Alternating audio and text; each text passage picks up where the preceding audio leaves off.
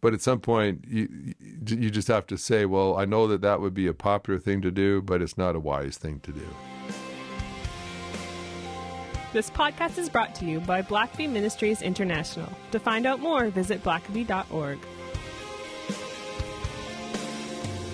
Welcome to the Richard Blackaby Leadership Podcast. My name is Sam, and I'm your host, and I'm joined by the ever-curious Dr. Richard Blackaby. Good to be with you again, Sam, on this Advent season that we're in right now. I know, it's exciting. It's my favorite time of year. It's probably many people's favorite time of year. It's sort of that balance between like hustle and bustle and busyness. Yeah. But and serenity though, doing things out of the ordinary. Yeah.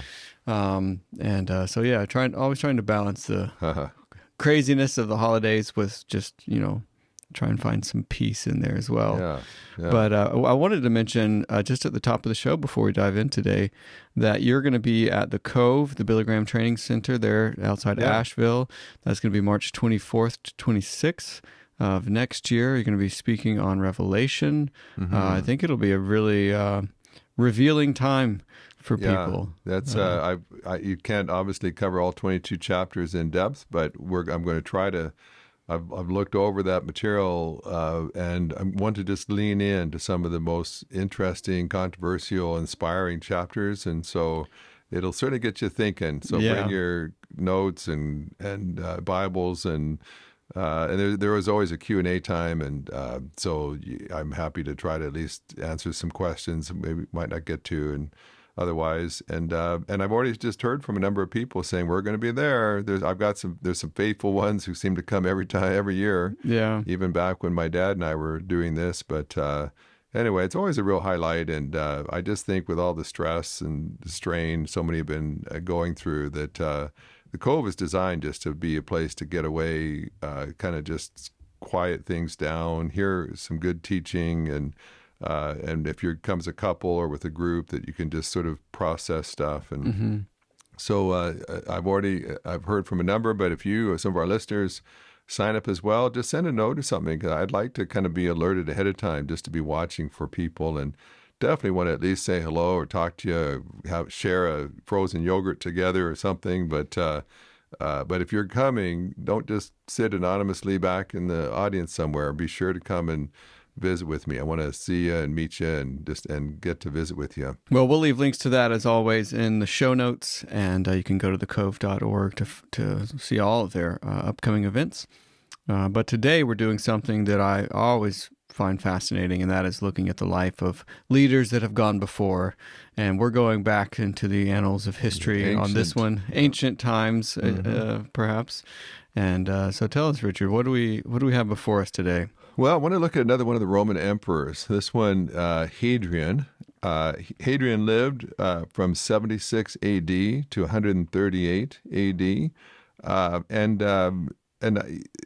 the Roman Empire in its day was the greatest empire ever, maybe even to this day in some sense of how much of the Mediterranean world, the known world, it occupied and controlled. Well, and certainly its longevity, it lasted for centuries and centuries.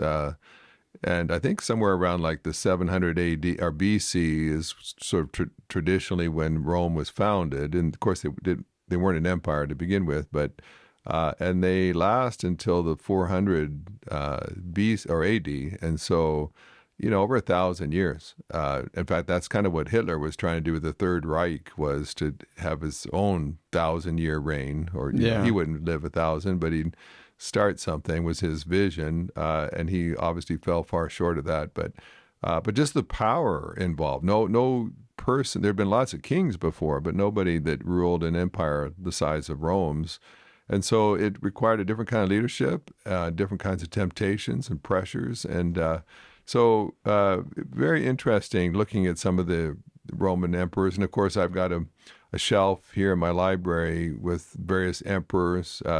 Julius Caesar is officially sort of the first Caesar, but he never really becomes emperor. That was a little too far yet for him to claim.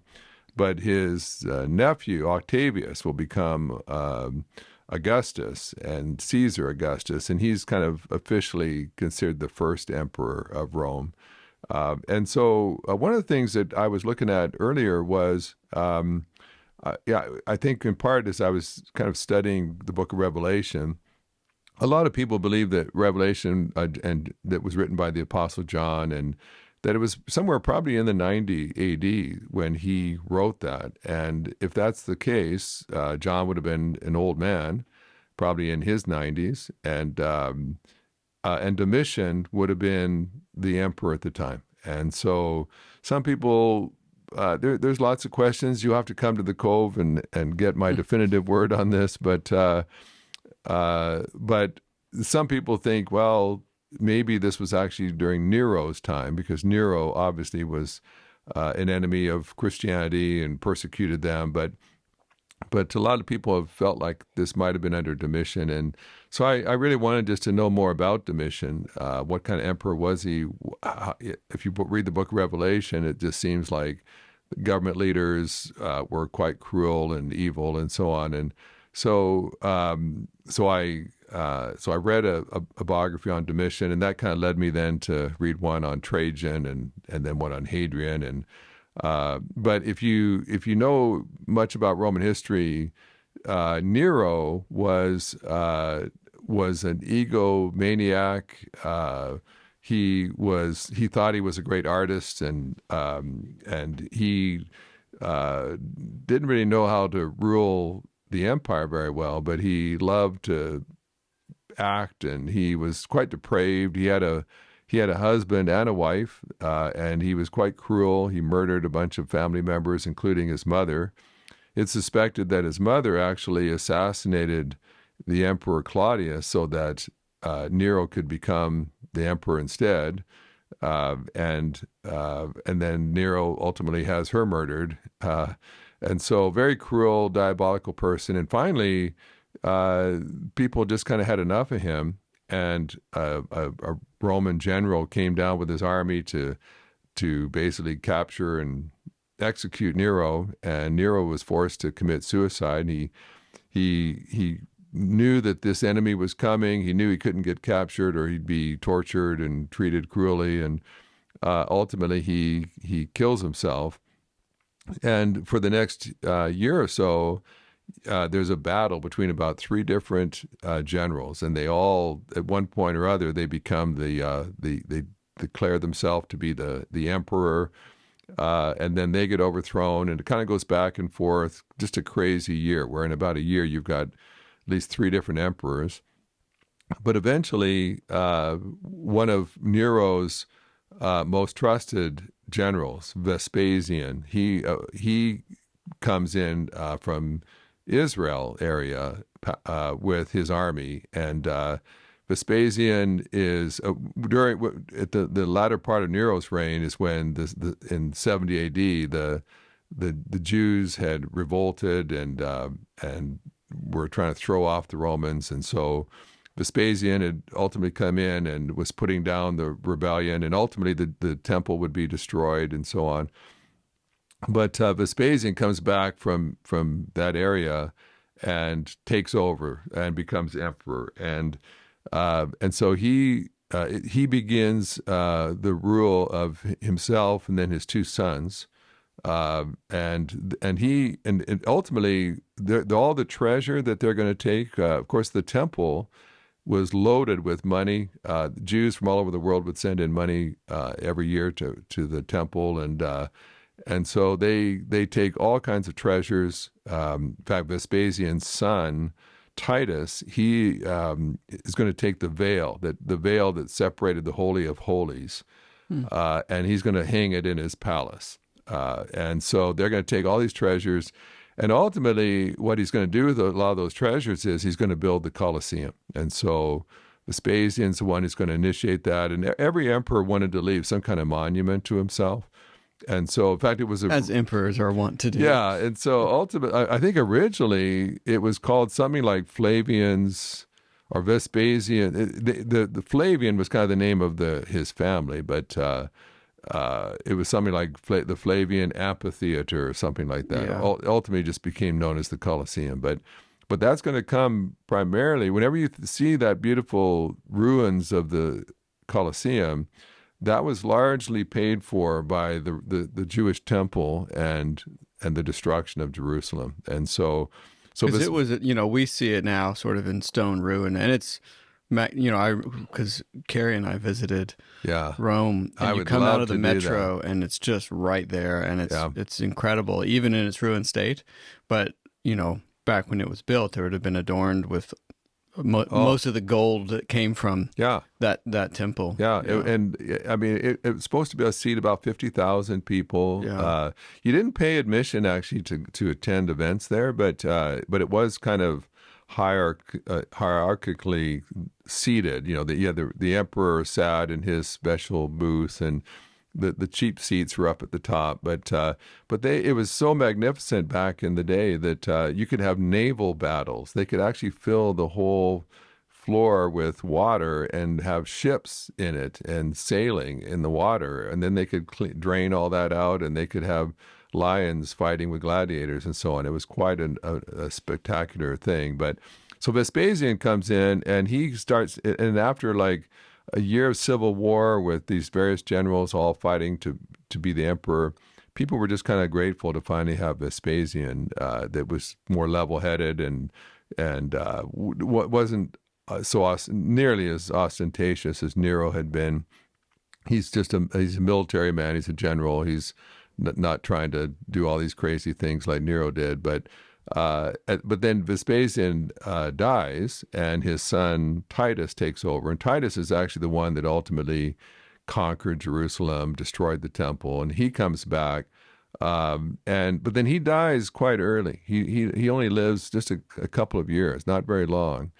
Comes down with some kind of disease. And of course, the Roman emperors, you never knew if it was a disease or it was poison. Yeah, a mysterious disease. But Titus has a younger brother, Domitian, and Domitian was always in the shadows of Titus. Titus was a leader, a general, charismatic, but when he dies early, Domitian is not a people person. He's very suspicious. He's not really led anything. He's very insecure, and so he knows that people have just never, his father, his older brother, never thought that he would ever be emperor, at least for very long.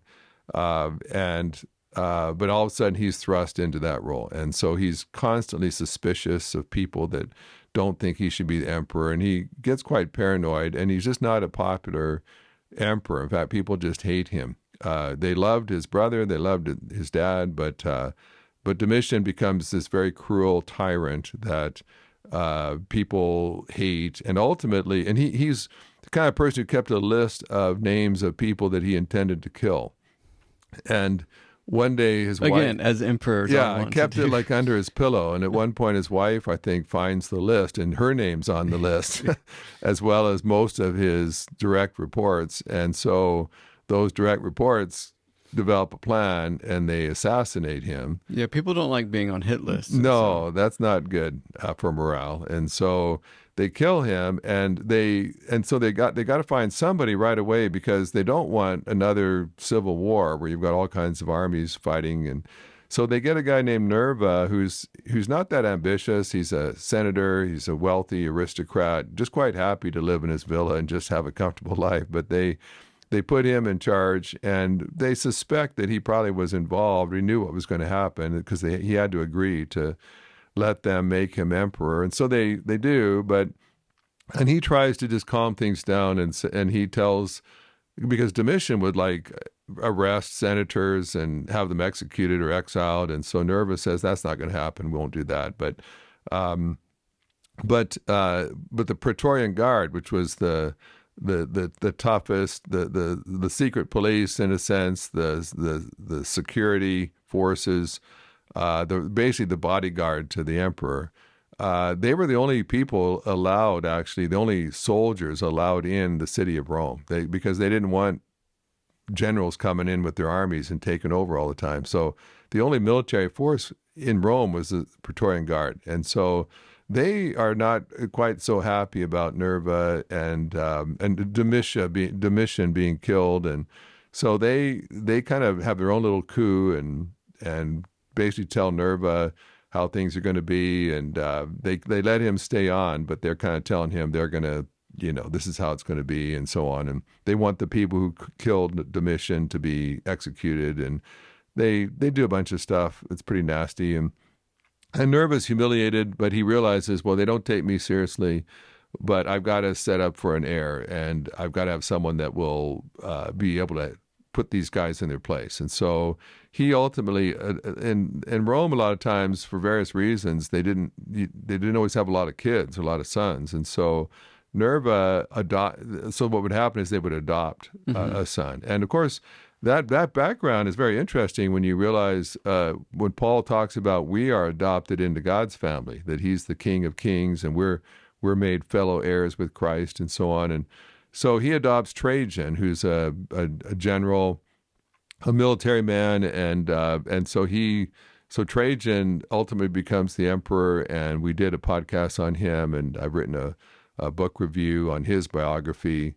But Trajan is he is, I think, a cousin. He's a relative of Hadrian, and so Hadrian, he and Trajan both kind of, their roots come from actually Spain. They're not from Rome itself. Their roots go out to in one of the provinces of Spain.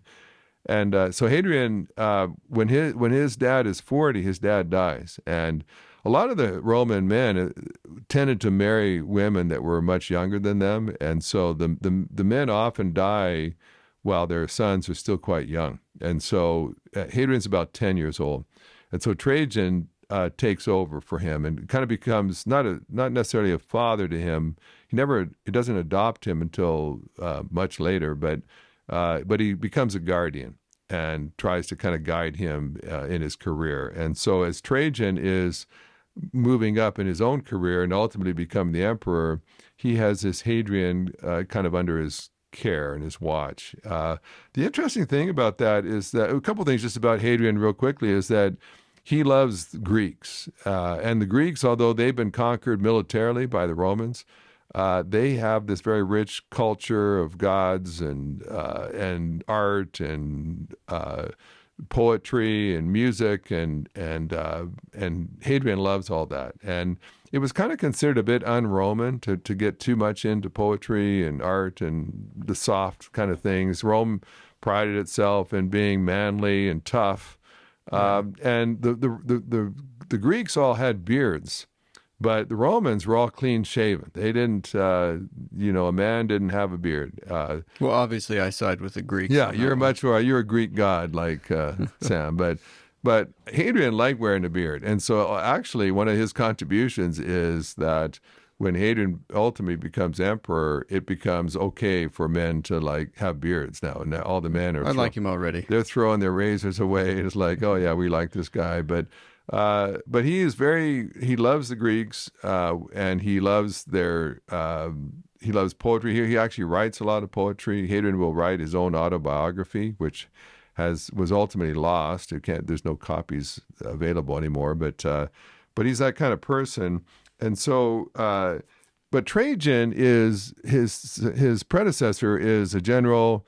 And the thing about Rome is, and one of the things I just find interesting is that the Roman Empire, if you've ever taken a class in Roman history, they keep on expanding their territory. And at first it's fairly innocuous, but then ultimately they start taking on their rivals. And Carthage in North Africa is going to be maybe their biggest rival ever. Hannibal is going to be their leading general. And they'll defeat Carthage, and so now they control part of North Africa. And then they'll ultimately take on the Greeks, and they conquer that. So now they control the Greek, mainland, and so on. And they just keep on expanding. Then they move up into Germany and into modern day France, and then they ultimately get all the way to Great Britain, and they control London and that area, and they just keep on expanding. And every time you conquered a new area, you created a new province, you'd have a huge victory parade called a triumph, and you'd bring back all these treasures, and you'd throw a huge party for Rome and its citizens. And so if you want to be considered a popular emperor that was successful, you had to have conquered territory. A lot of times, the territory you conquered, you might even add it to your name. These Roman emperors, had about 8 or 9 word names that kind of described all their victories and so on. And so Trajan is a pretty level-headed kind of general. Like, he's not over the top like Nero was, but he does. And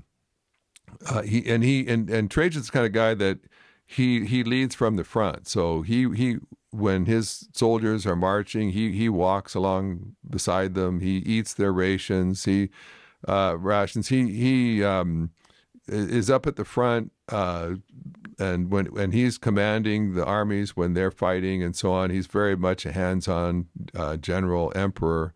But near the end of his life, he does something a little bit uncharacteristic. He kind of goes into what would be kind of modern-day Iran area, Iraq, and it's new territory. He crosses the Euphrates River, which kind of marked the extent to the east of how much Rome controlled. And he beats everybody that he faced. Nobody can beat his army, and so he's conquering all kinds of new territory. But then. But he gets dangerously overextended. And the Romans they had about 30 legions altogether. But with 30 legions, they had to occupy Great Britain. They had to be in North Africa. They had to be in Asia, had to be all through Europe. And so you kind of spread those legions around fairly thin. So if there was ever a major war going on somewhere, you didn't have any reserves. You couldn't say, let's pull up 3 reserve legions from Italy and transfer them over here. You had to pull soldiers from other regions, other fronts, and so Trajan has to even pull people all the way from Great Britain all the way over to the Eastern Front to fight in these battles. And so when all of a sudden when Trajan, near the end of his life, all of a sudden as soon as he moves on to a different region, the people he conquered now, they're revolting and they're fighting back and they're ambushing Romans, and it just becomes a major quagmire. He's overextended the Roman Empire, and a lot of people have thought, well, the Romans were so powerful, their legions were so invincible. Why didn't the Roman Empire just last forever? Well, they got too stretched out, and it became the army was the most expensive thing that the government had to run, and there were all kinds. The bigger your empire, the more enemies you're in contact with, the more people you have to administer. And so when Hadrian becomes the emperor, it's kind of an interesting story. Trajan never does officially adopt Hadrian. That's kind of how you kind of alerted people that this was going to be the next, your successor. But even as Trajan is dying, and they're trying to get him shipped back to Rome, because no Roman emperor has ever died outside of Italy before. And he at one point asked people, well, can you give me a list of 10 people that you think would be appropriate to take my place? And I think he just never wanted to address the fact that he wouldn't live forever and that he needed a successor. And so it's kind of one of the mysteries why he didn't just adopt Hadrian sooner. But he's on a boat and he's quite ill. And there's a mystery about that, because it appears that he dies on the boat ride home. But his wife is named Plotina. She really likes Hadrian, and she thinks Hadrian is the best person to succeed her husband. And so what it appears happens is they kind of keep Hadrian or Trajan's body in his room, and his wife is sending out letters in her husband's name, and she writes letters back to the Senate and says, Trajan has adopted Hadrian as his son. Well, a lot of historians think Trajan was dead already by then, and it's his wife that is doing all of that. And she's signing the letters, not Trajan, and that had never happened before. And she's sending out word to Hadrian what to do and where to be. And ultimately, he gets declared to be the next emperor. And most historians feel like Trajan never did officially adopt or select Hadrian. It was his wife that did, and very interesting.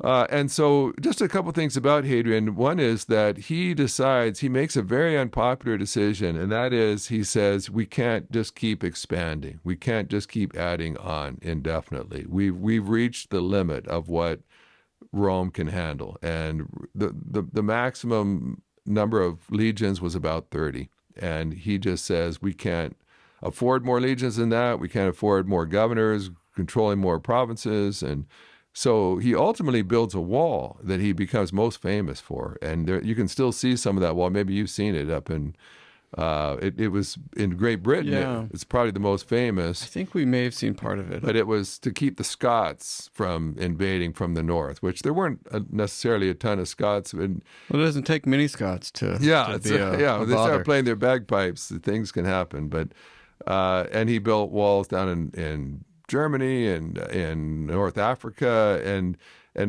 a lot of times the walls weren't, and they were quite impressive, and you can still see them up on the border there of Scotland in places. But part of what it was Hadrian was also just saying, we're not going to just keep expanding forever. There's a limit. We're a huge empire now. We're the biggest empire the world's ever seen.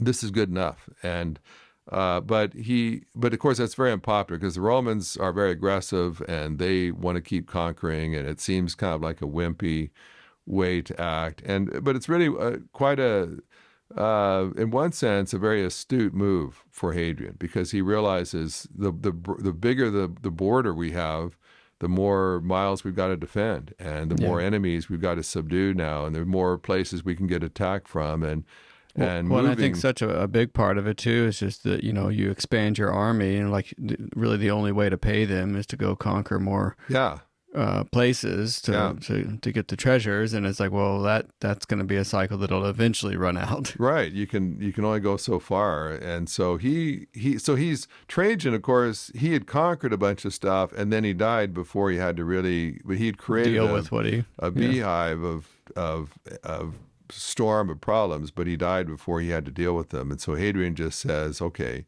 it's fine to create new things, but at some point you've got to say, let's consolidate, let's get a good system here of defending the borders. And so he does that. Now, Hadrian, a couple of things just to mention real quickly. Christians tend to sort of like him in the sense that people were accusing Christians at this time about, we need to persecute them, we need to arrest them.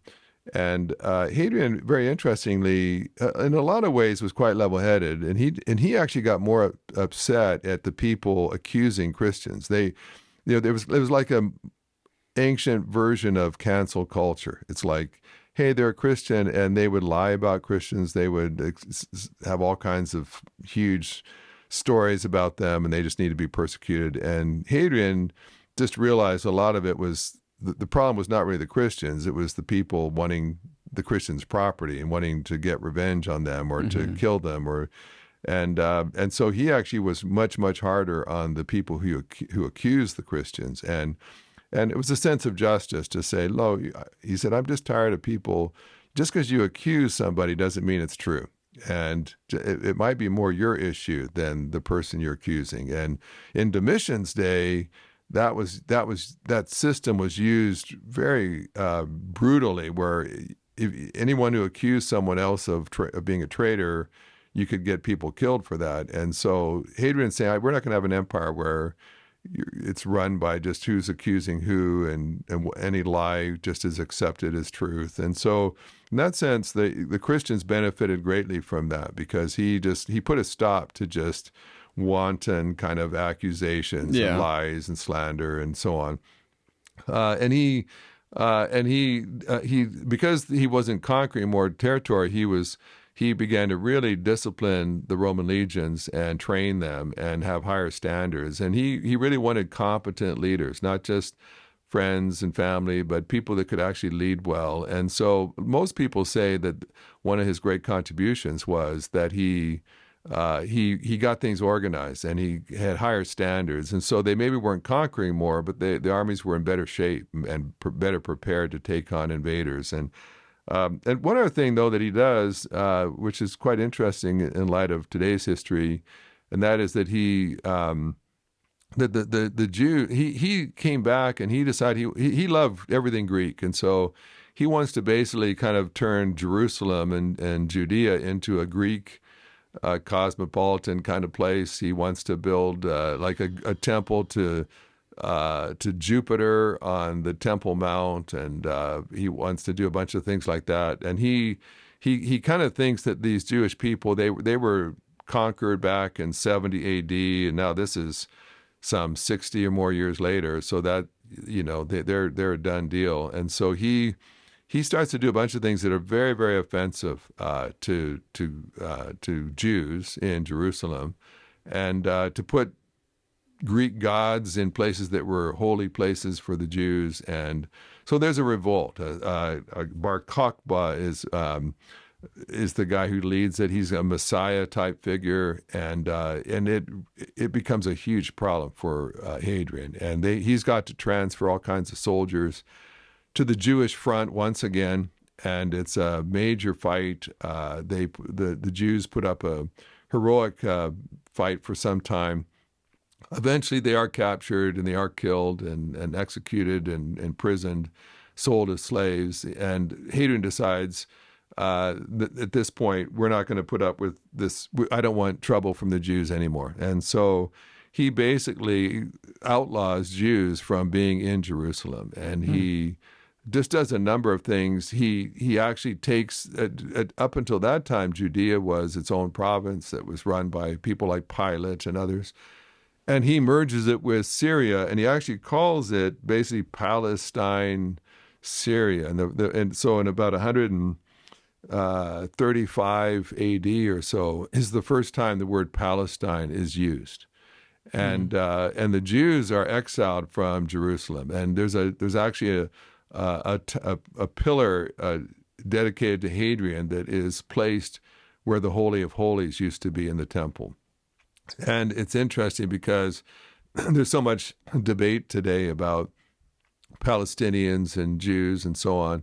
But until 135 A.D., that was Judea. That was the Jewish temple and the Jewish city. And as an act of punishment on the Jews who keep revolting, Hadrian is the one who finally just puts an end to it, says we want to just clean out this whole area of Jewish people so they don't give us any more problems. And so he calls it Palestine ultimately. That's where the name Palestine first shows up in history, 135 years after Christ. And so very interesting, just the brutal exile, outlawing of Jewish things and so on. Just trying to rid Israel of Jews. Ultimately, Hadrian does that because of just the revolt. He didn't do that so much before. It wasn't like he was anti-Semite. It just, when the Jews pushed back on all of his Greek ideas and trying to destroy their culture and just being very insensitive to their religious beliefs, then he decides we'll just put an end to the Jews and won't have problems with them anymore. So last thing I may just say about him is, Edward Gibbon, that was the great Roman historian, he called it the 5 good emperors. And by that he meant the 5 emperors after Domitian. Domitian was a bad emperor, but then Nerva that comes in, and then Trajan, and then Hadrian after him, and then the 2 that come after Hadrian. And one of the things, just a reality of these emperors, in many ways they're very, very good emperors.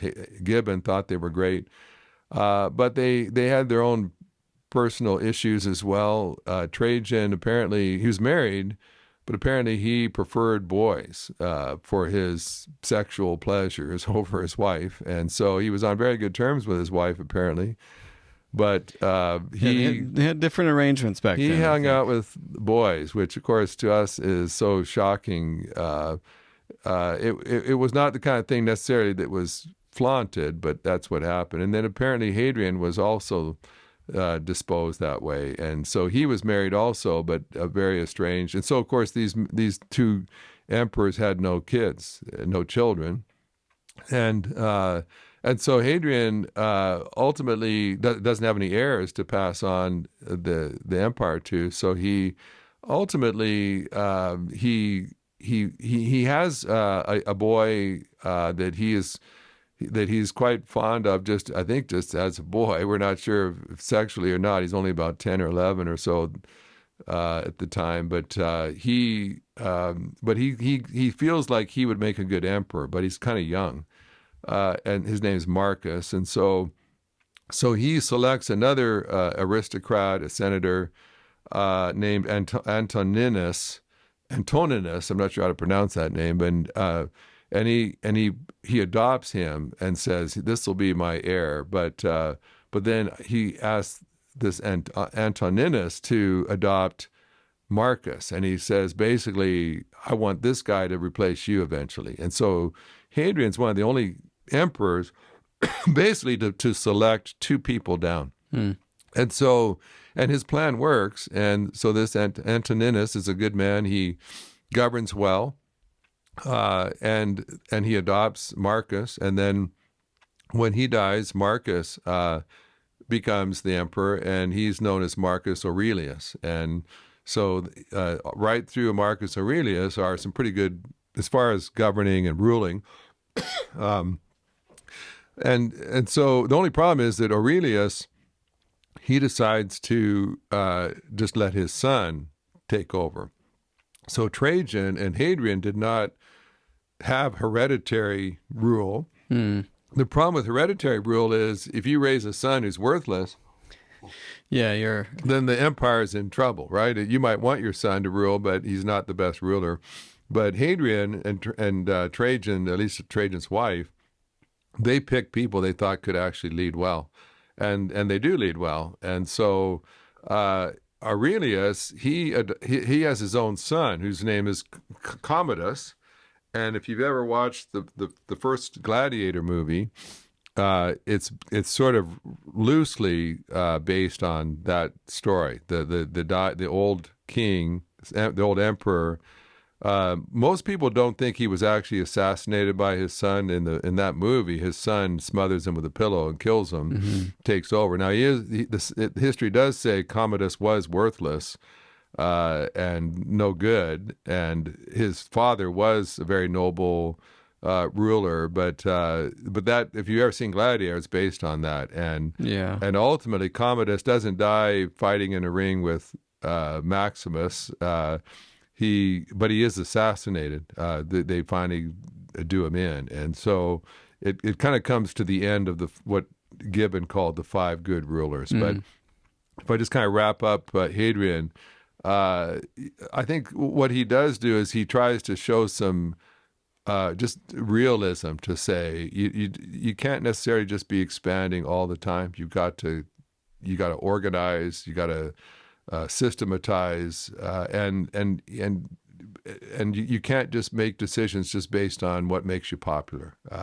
There are certain pressures. Just keep doing this, keep increasing sales, keep launching more products, keep building more buildings.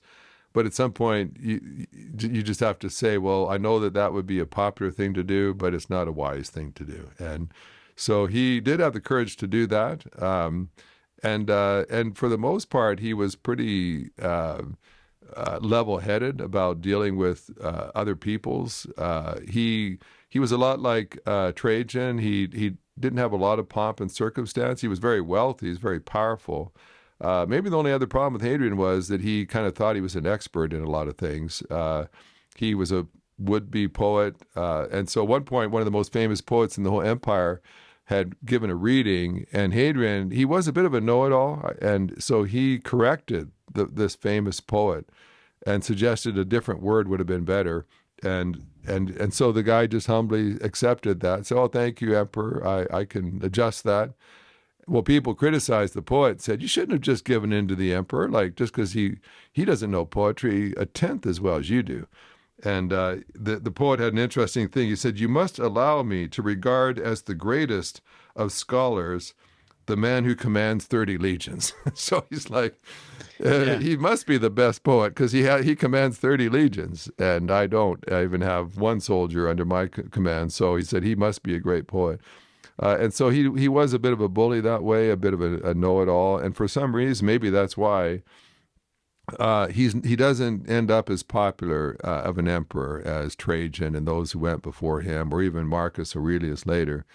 He was just one of those guys known for building a wall, and he probably was a better emperor than just that, but he doesn't go down quite as famously as maybe some others did. And so, interesting studies for a person. Maybe no person should be given that much power, that much influence, because our characters have a hard time handling that. But that's Hadrian, and I've got the biography on Marcus Aurelius. Haven't read it yet, but probably we'll be talking about him one day as well. Well, I look forward to it, and we'll leave the link to the book that you have based a lot of this on. It's called Hadrian and the Triumph of Rome. We'll leave links to that in the show notes as always. And once again, Richard, thanks for walking us through this. Thanks for listening to the podcast. If this is something you enjoyed, it really makes a difference if you leave a review and a 5-star rating on Apple Podcasts or wherever you listen. Don't forget to subscribe and share with your friends. We always love hearing from our listeners, so email us at podcast@blackaby.org.